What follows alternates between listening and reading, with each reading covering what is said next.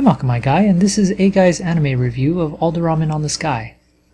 Alderamin is based on the light novel series by Bokuto Uno. It follows the life of Ikta Solork, a brilliant but unambitious strategist, and his childhood friend Yatorishino Iskem, a dedicated swordswoman of amazing skill. Ikta is forced into military service, but quickly rises through the ranks despite never wanting to be a soldier. The fantasy world he lives in is similar to a pre-industrial Europe with magic in the form of elemental spirits, which much of the religion, government, and technology are based around. The story mostly centers around Ikta as the smartest person at any given time. In the hands of lesser writing, this could grow tiresome, but it becomes apparent his strength is common sense in a country that doesn't value analytical thinking.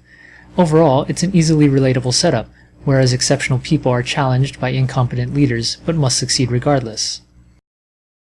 In Ikta, we have the reluctant hero archetype. Laziness is his virtue because it's more efficient. He enjoys sleeping and chasing women, but his deep bond with Yatori hints at a more thoughtful character than his behavior would indicate.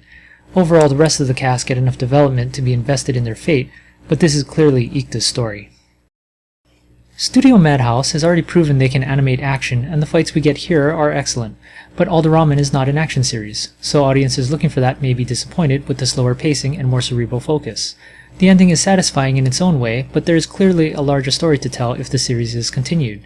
The ending feels more like the end of a prologue rather than a finale. The quality of a war anime can be found in how it uses and presents military tactics. There are lots of moving parts in this series, but enough care is taken to ensure the audience is never lost. Alderamin doesn't build up to an epic climactic battle, but instead focuses on elevating the personal stakes for Ikta and his friends, who are locked into a losing conflict.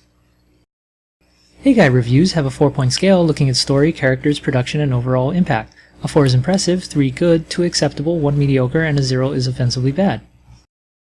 For story, Alderamin just makes it to 4. It's not perfect, but it's well written and respects its audience. For characters, I'm giving a 3. Ikta and Yatori are complex and well developed, but everyone else is less so. For production, I'm giving a 2. The animation quality varies outside of the action, and a second season is needed. And finally for impact, I'm giving a 3. The overall package leans slightly more mature, but it's a compelling series for those who can appreciate it. In conclusion, Akamai Guy is giving Alderamin on the Sky a 3 out of 4. Alderamin is a satisfying entry in the fantasy war genre with complex leads and an interesting perspective.